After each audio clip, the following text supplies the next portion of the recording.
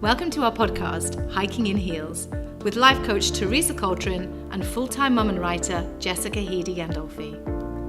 Hiking through life can sometimes feel like we are literally hiking in our heels. As women in today's modern world, the pressure to tick all the social boxes is at its peak. Being perfect, being strong, having it all together, the list goes on. Inspired by our own journeys and life struggles, we have come together, and we are on a mission to empower other women to overcome their fears and tap into their greatness. With special guests and our own personal stories, our aim is to bring light and healing to inspire you to take your life to the next level. As Coco Chanel once said, keep your head, heels, and standards high. We invite you to kick off your heels, relax, and enjoy the show. Welcome back to episode 11. We are so inspired by today's guest. Margie Woods is an artist, photographer, writer, teacher, and avid sailor. She holds her MA in clinical psychology and has worked extensively both in private and group settings, helping women to find their unique voices and strengths through the creative practice. She's an enthusiastic single-handed sailor and was the only woman to compete in the 2016 Singlehanded TransPac Race from San Francisco to Hawaii. Margie plans to race again in 2020 and is currently working on a documentary about women solo offshore sailors to illuminate and seek answers for the disparity between the number of men and women in these endeavors. So relax, kick off your heels, and enjoy the show. I was a martial artist for many, many years, and I taught martial arts, and I took over my instructor's studio and owned that for about 4 years and taught kids and adults, and it was a really wonderful experience. And that was actually my life for a very long time. I mean, everything I did was about that. Right. And then I went back to school, finished my undergrad, and just kind of worked at random jobs. And I've always been a seeker. I've always been trying to find my way to whatever it is I'm supposed to be doing. Yeah. But then I ended up moving out here in 2003. I went to grad school and got my master's in psychology. And from there, I trained as a therapist for a while and then realized I didn't want to be the traditional kind of therapist. And I'm also an artist, and I've been an artist for a long time. And I do art journaling, which is using creativity to heal and to grow and all of that. And after I graduated from my master's, I developed a series of workshops around art journaling and using my training as a therapist and using art. And I don't call it art therapy because it's not the same as traditional art therapy, but I did that for a long time. And then I decided that I would take my passion of photography and turn it into a business because I needed to really start to make money. And so I started a business being a photographer in Dallas, Texas, which is where I lived for 5 years. Okay. And so I taught art journaling workshops and worked one-on-one with women with that. And then I was also a photographer. So. Did you travel a lot with your photography? I didn't at that time. No. I have since. Yeah. I'm still a photographer. And I moved back here in 2013, and I've gone to Nicaragua and Mexico and places around the United States to shoot different things, which I love to do.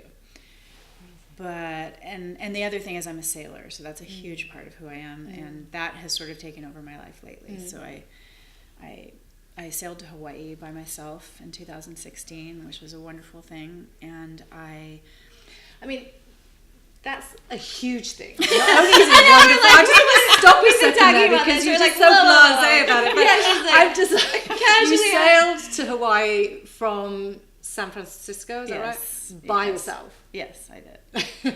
So can we just stop there and touch on that, because I think that is just incredible, because sailing is no mean feat at all. And I think my dad loves sailing. He's a huge, passionate sailor. Sadly, he's colorblind, so he could never take it up professionally or as a career, but he does it as a passion, as a hobby with friends. And so, I know it's not an easy thing to do, but so how did you get into sailing, and then how on earth did you then get into sailing single-handedly over to Hawaii? Hawaii by yourself? That's a good question.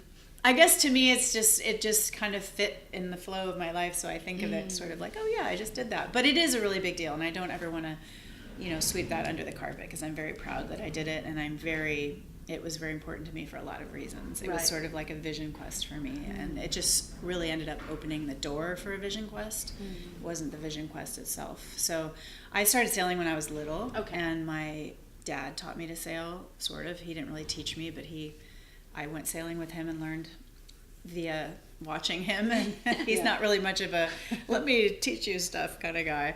He is now more, but when we were younger, it was just me watching him and learning. And I crewed on his boats for many, many years. And when I was about 30 or so, a little over that, I started single-handing one of his boats, which is about a 28-foot just regular, it was kind of a racing boat. And I just would take it out for fun, and I learned how much I loved to sail by myself.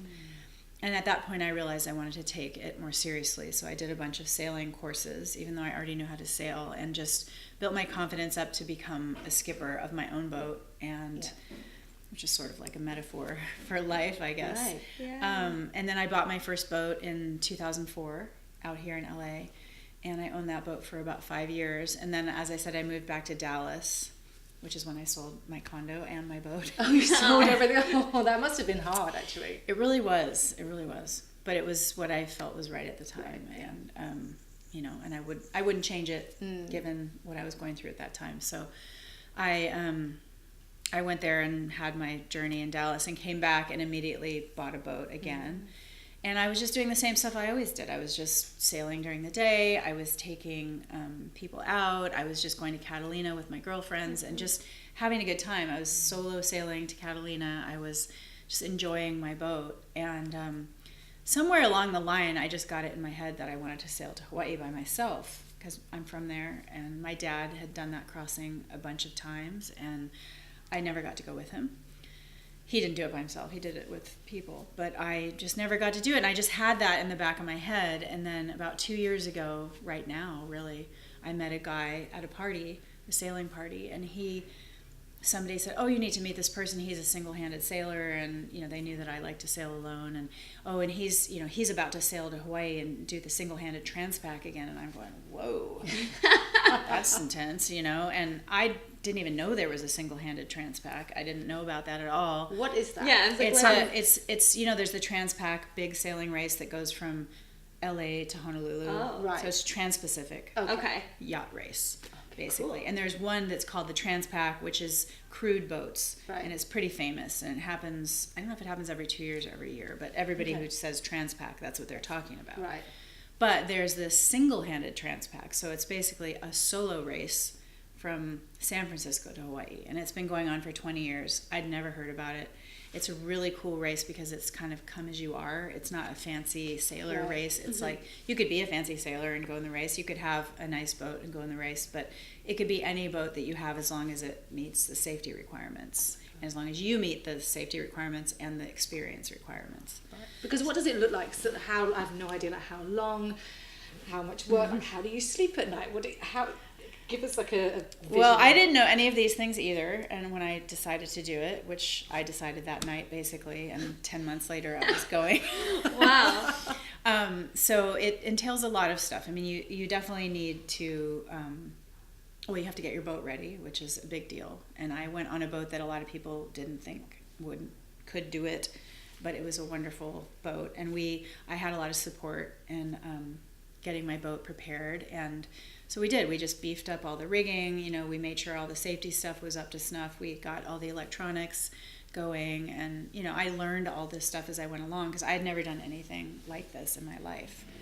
And I had to get over a big fear I had, which was sailing through the night, because I'd never done that before. Yeah. And I have a blog that I documented this entire process, and I wrote a lot about these things and about, you know, my fear of the night. That was a big one, and I would wake up in the middle of the night going, oh my God, what if this was the middle of the night? I'm in the middle of the ocean, and what is that going to feel like? And I would just be terrified, you know.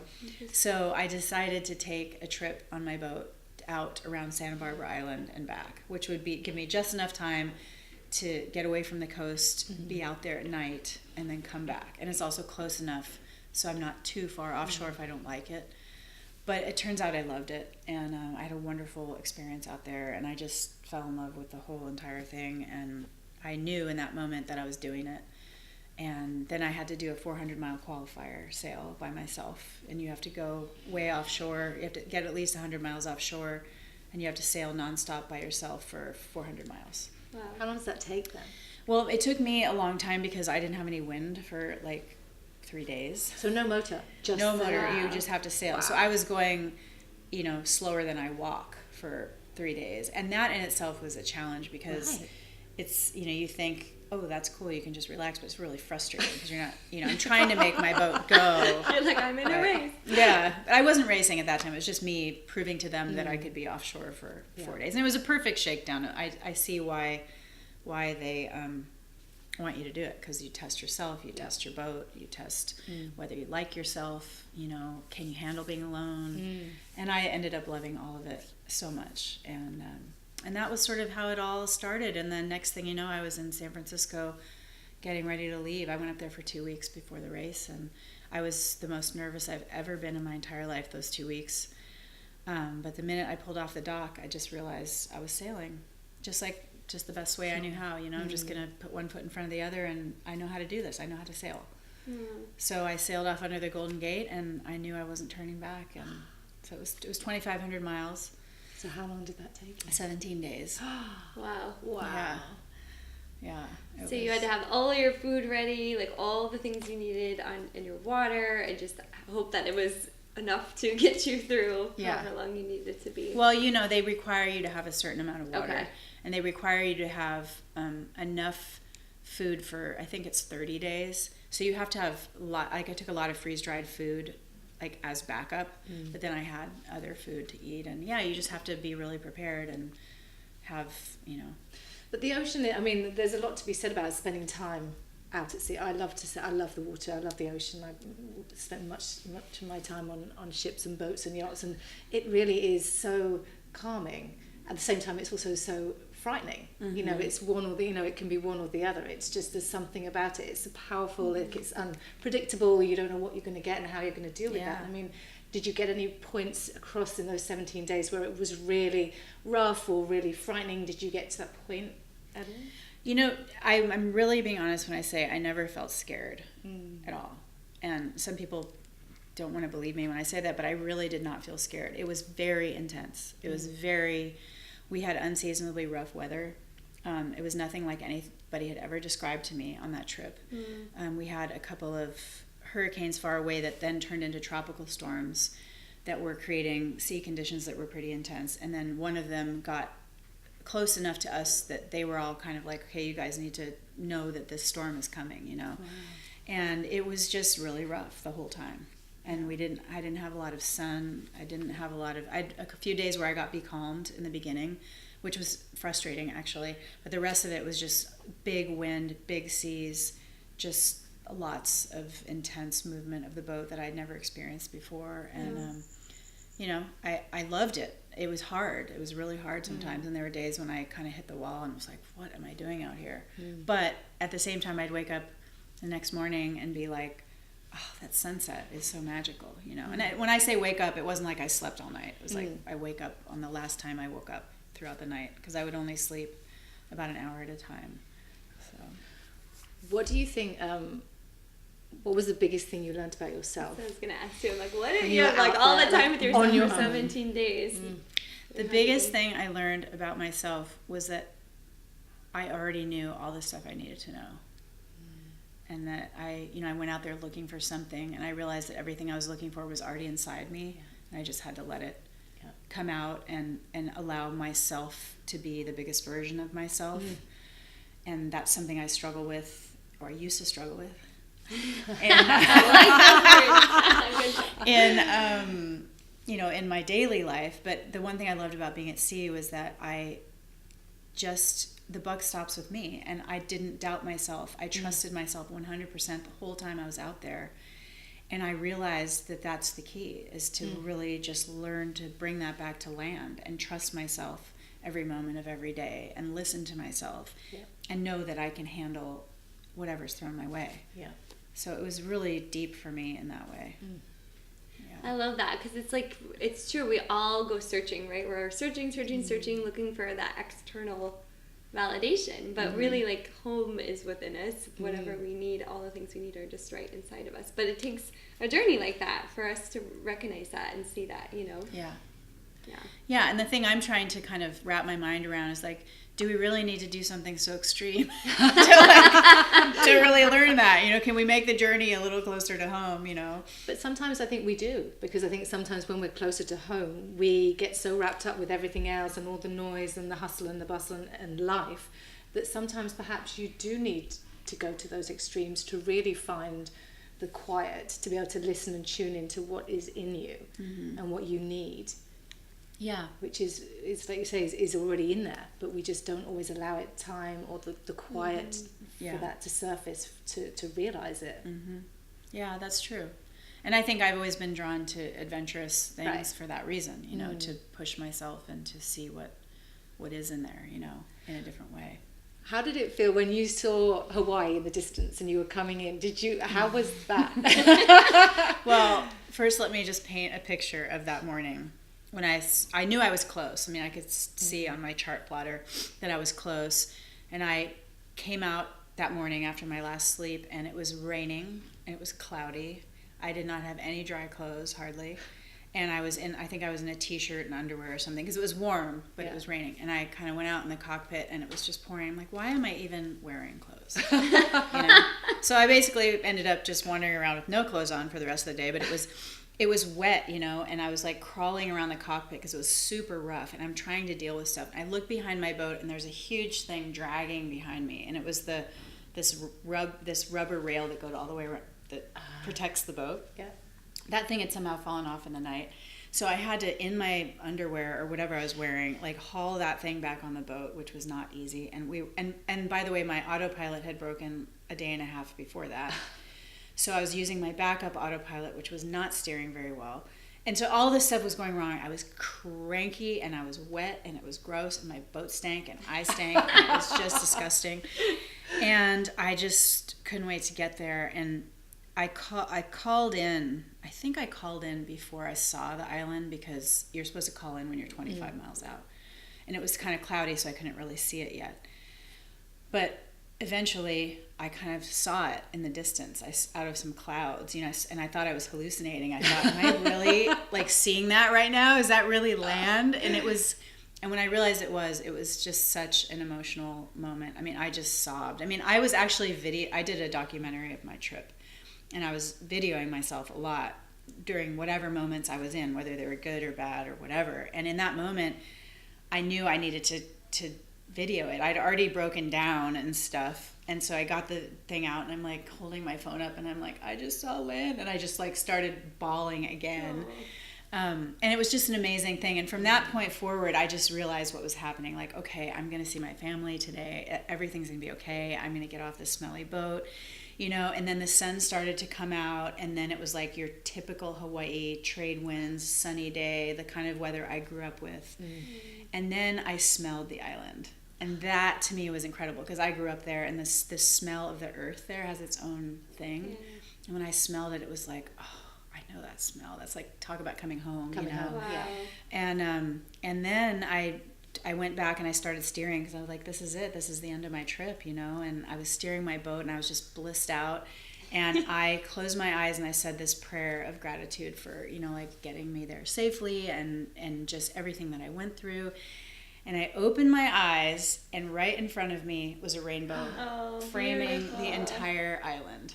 Whoa, it's so magical. I have a picture of it. I mean, it was seriously like one of those magical moments in my life of like, oh, okay. It's like, you made it. Yeah, like, welcome home. Right. You know, and emotional on so many levels as well, not just coming home, but the rainbow, but the fact that you're not there anymore, out with yourself in your boat, you know, challenging and pushing yourself and having that time.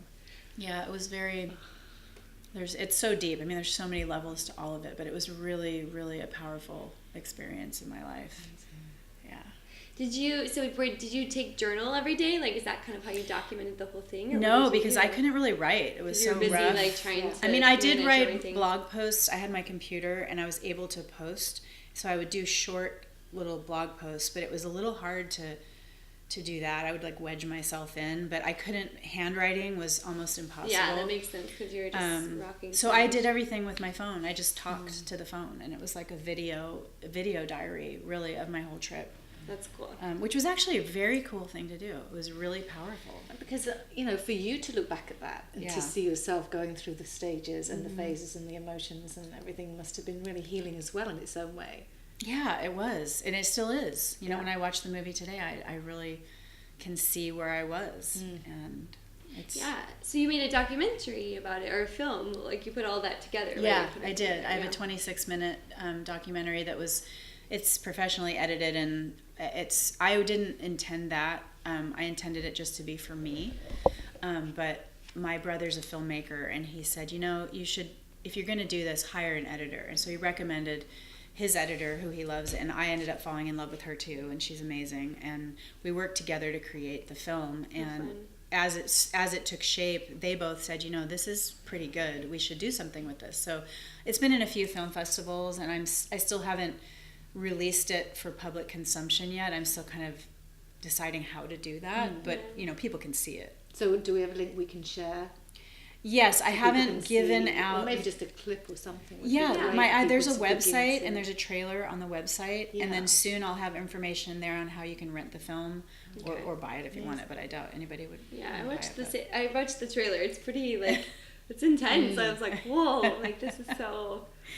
So are you doing this again? I feel like I heard you are thinking about. Or I am going to do it again. Okay. Yeah, when I did it in 2016, I was the only woman out of 23 people.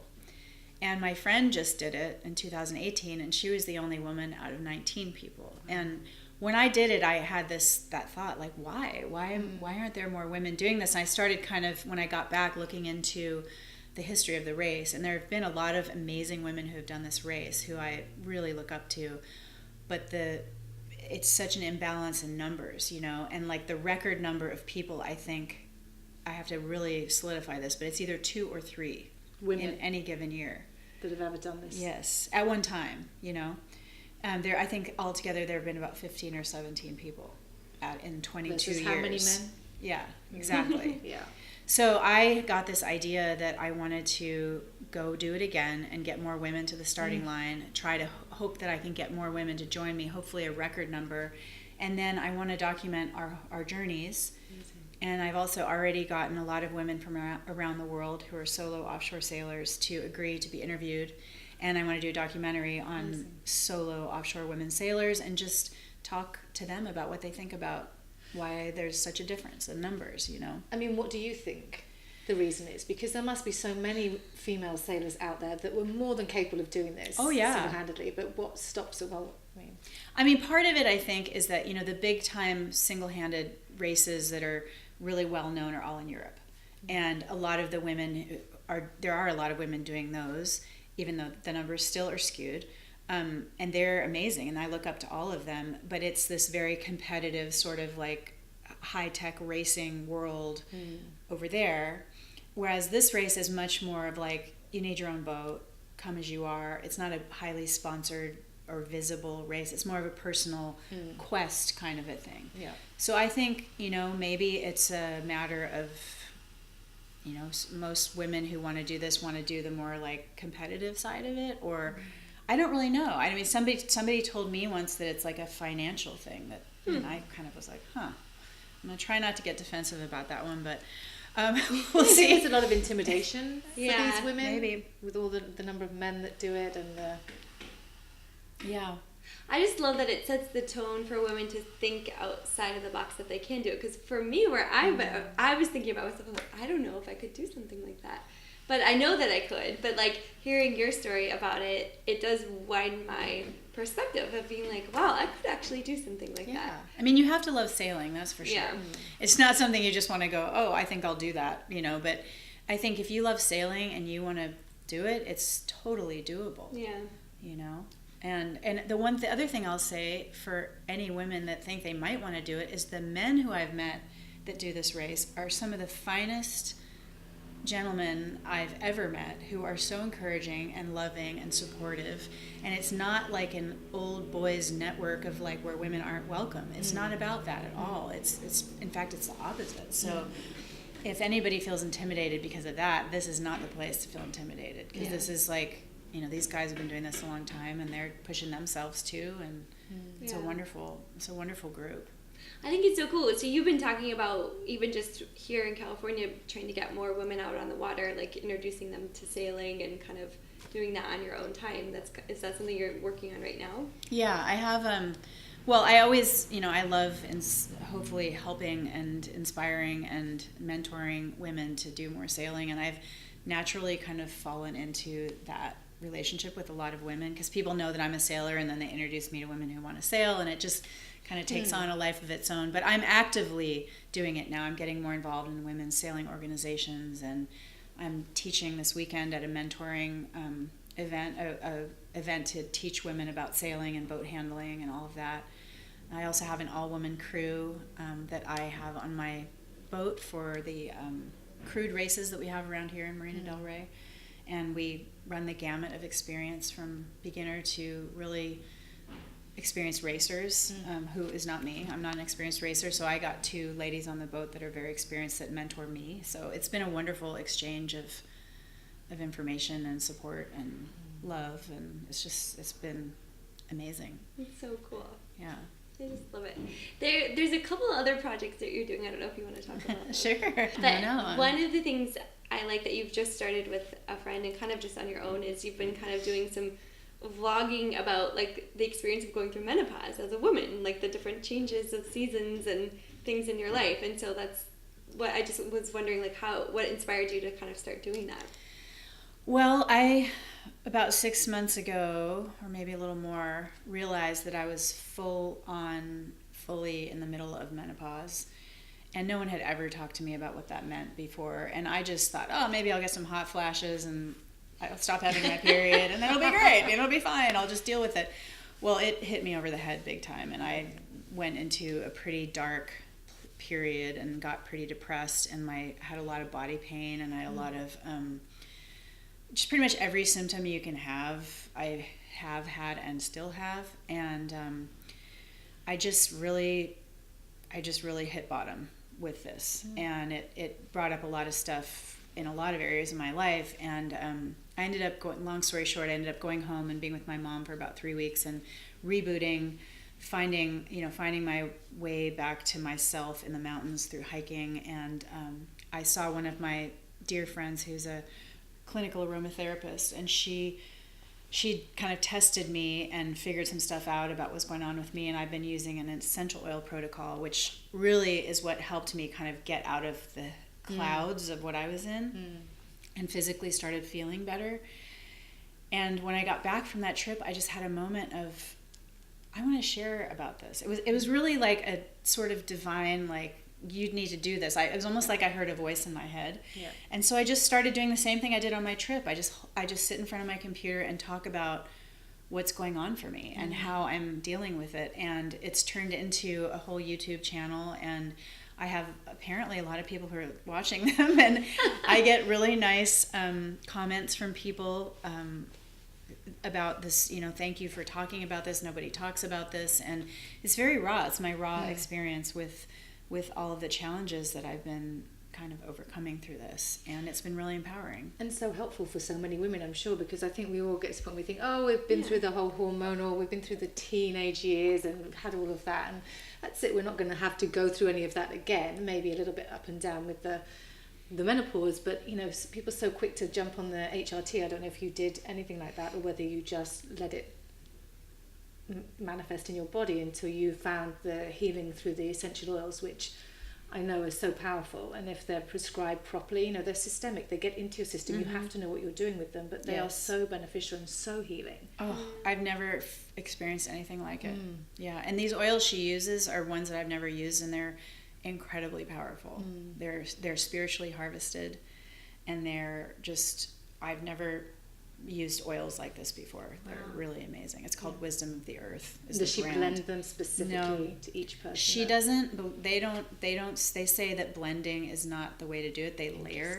Oh, okay. So yes, I have a prescription of a bunch of different oils, but they all just go kind of on top of each other or in different areas of my body. Yeah.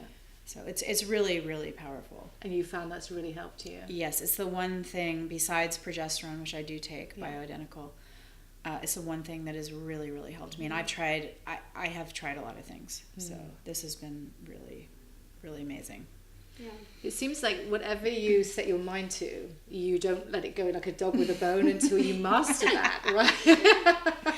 Yeah, I'm pretty tenacious when it comes to, if I really get a message that I'm supposed to do something, I do it. But you're listening to these intuitive hits that you're getting and you're following them. And each one is leading you to a bigger, better place by the sounds of it.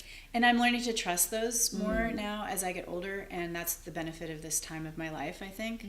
Because, it's something that I've always done, but then I always kind of shrink back from because, I've gotten a lot of criticism in my life for how all over the place I am. And can't you just stick with one thing? And, I also have a lot of support and love in my life, but I tend to hear those critical voices more, and then I feel like I need to make myself small and back off. And, but now I'm feeling like, no, I'm going to listen and I'm going to do it and I'm going to go big and see what happens. Stepping into your power. Yes. Yeah. And owning it. Yes. And not caring what other people think. Who cares what they think? Right. I know. Are they criticizing because they wish that they had the courage to do what you've done and try different things and be a little bit interested in so many different avenues versus sticking with the one thing that they decided to do?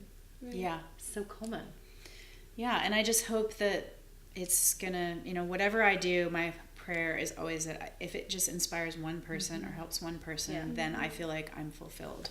Yeah. So any of these things that I've found my way to, as long as I feel like it's doing good in the world, I'll just keep going and see what happens.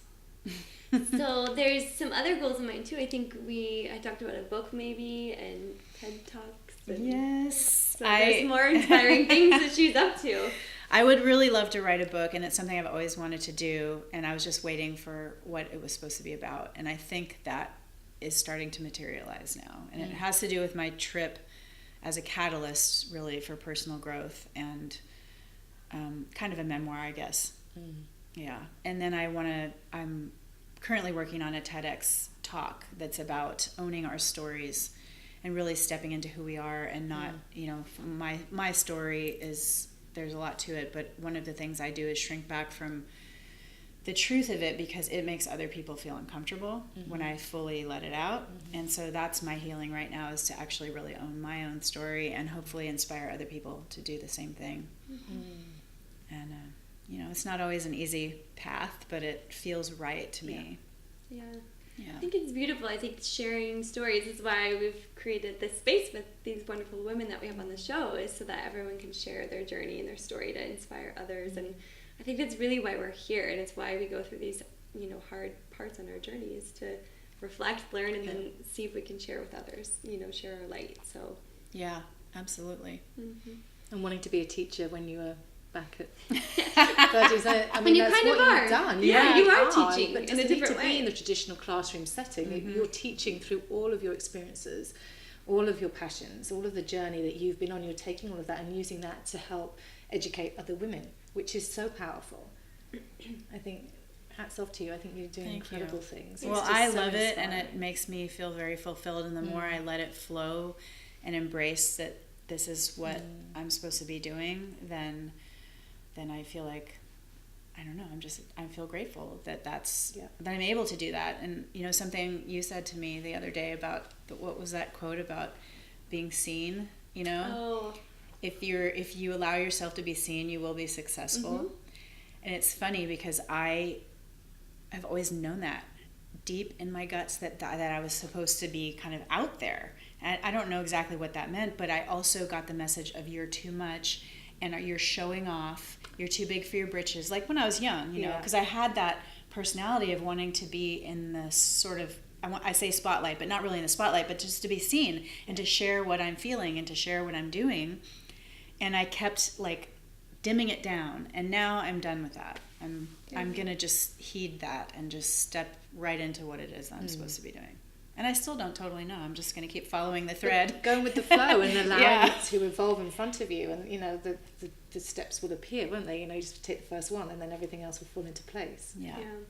I love that, because I think there is something to be said about sometimes we do kind of shrink ourselves because either we're going to make someone uncomfortable, or we're worried about how we're going to be perceived or judged. And so sometimes we can kind of hold back, or not feel we're worthy enough to have that attention, or, there is something about that. And even I kind of struggle with that as I make coaching videos. I'm like, oh, like, I don't know, like, I don't want to, I don't want people to think I'm this or that, but it's really not about that. It's like, if you've been inspired in your heart with a message that you want to share with others, and that's going to provide them that light, then that's absolutely what we're supposed to do. So don't dim your light, listeners. Yeah, definitely do not dim your light. Become bigger. Don't shrink. Be big. Yeah, don't play small. Be big, and that's a message to myself too. I'm done squashing myself and playing small. Yeah, and that's the beauty of being in my 50s. Is that I'm finally getting like, oh, I don't actually have to do that. Yeah. It's not very worthwhile. No, it doesn't help me, doesn't benefit me. So why do it? Yeah. I love it. So tell us about your charity. Do you... Heal the Bay was one, I think, that you... Well, of course, I love the ocean yeah. and anything to do with the ocean and cleaning up the oceans and raising awareness about plastic pollution and climate change. Any of that stuff I love. And I don't have specific ones, but there are so many charities and organizations that support women in playing big and in healing and in stepping into their power. And one thing that I didn't mention to you guys is one called Embody Love. Okay. It's called the Embody Love Movement, and a friend of mine is who started it. But it's all about body image and teaching young girls to love their bodies. And she just does amazing work, and I'm very passionate about that kind of thing. And I think there's so many I could name, but anything that supports women and girls in healing and stepping into their power and loving themselves, I'm all about that. Yeah, because it kind of starts at those younger ages, right? Whatever seeds are being planted in their brains. And if the earlier we can share this information, the better. Absolutely. Yeah, I think it's so inspiring. Everything that you've said just resonates on so many levels with me personally. Oh, good. I think it's just phenomenal, and I think he is. Yeah. Have you got that up there? You see it. I'm looking at your vision board. I'm going to go home and make a new one, I think. I'm very inspired. That's it, and think big, right? And by the way, I've never made one that big, so I think I'm going to make a really, really big one now. There's no limit to what we can do, If we can dream it and become it, like, it's ours, It's so true. Yeah. It really is true. Yeah. I was telling Teresa earlier, I've been listening to a lot of Wayne Dyer this past week. I love him so much. And you forget how good he is, and then when you revisit and you re-listen, when you're in a different place in your life, different pieces resonate with you every time. And one of the things, which he's so famous for saying is, what you think you become and you dream it, and it's what goes on in your mind is eventually what will manifest in your life. And it's so true, and there are so many naysayers out there that are like, yeah, whatever, but it really does have an effect on the mood and the level of your inspiration and energy, just what you fill your mind with, the thoughts that you put in there. It's so true. It's funny, I just listened to him last week again, and the same kind of thing happened. I'm like, oh, I love this guy. Yeah. And I hadn't listened to him in years. Exactly. Yeah. It just comes to you when you need him. He's amazing. Sure. Yeah. He's amazing. Yep. Yeah. It's staying focused on what we can create, right? It's like knowing that those dark thoughts are always going to kind of be with us, right? They're always going to be in the car, but like putting them in the trunk maybe. Yeah. It's just staying focused on everything you can try to create. And it's like when we put all of our energy into that, then that's when it really comes together, Otherwise, we're giving all of our energy to those thoughts and that energy, and it's like we're losing the momentum with all the other stuff. Yeah. We're getting distracted. We're getting lost on our journey, Yeah, and it's very healing. I mean, that's been a huge part of my healing practice since I've been, in the last few months since I've been kind of coming out of the dark hole, is tending to that, tending to the thoughts and to putting positive things into my consciousness and my body. And it's so important for our healing and for our equilibrium in life, I love this. I think this is amazing, and I'm so excited for 2020. Oh, for the next Singlehanded race. And is it the same route, same journey, same everything, same boat? I have a different boat, actually. Okay. I have a very kind of sad but happy ending story about my boat that I sailed over there on. She was my love, and she was destroyed by the shipping company on the way home. Oh. It was very sad. And I was heartbroken for about 6 months. And then when they finally settled with me, the shipping company, it was their fault, and they gave me a settlement basically for everything that I had into that boat, which was huge because I never would have been able to sell her for that. Yeah. You know, boats are not good investments, so it's a love thing. But I had a lot of money into that boat, and the only way that I could have ever gotten it out was having that accident happen. So it was sort of a blessing. Yeah. And I ended up being able to buy a really nice, newer, faster boat, and that's the boat that I'll be going. Which is perfect timing because you're ready for that. Like you wouldn't have been able to do it in the same boat because you've done that already. Yeah. And you know that boat and the boat knows you. Now you've got a new challenge. Yeah. And it is a challenge. It's a different boat. It's a handful, and it's going to be a different experience, and I'm excited for it. Yeah. Yeah. Thank you. Yeah, well, thank you so much for being here. Thank and you guys. sharing This was it. such a beautiful experience. I'm so honored to be here with you both. We loved it. Thank you so much. Thank you for doing what you're doing in the world. Thank you. Yeah. Oh, amazing. Really, really good. Thanks for tuning in today. If you guys are loving our episodes, we would love it if you head over to iTunes and leave us a review. It helps our podcast get found by others so we can help more wonderful women. Also, you can follow us on Instagram at Hiking in Heels. Also, you can visit our website to learn more about Margie. We're going to leave links for her website and ways to find her on Instagram as well. So thanks again for tuning in.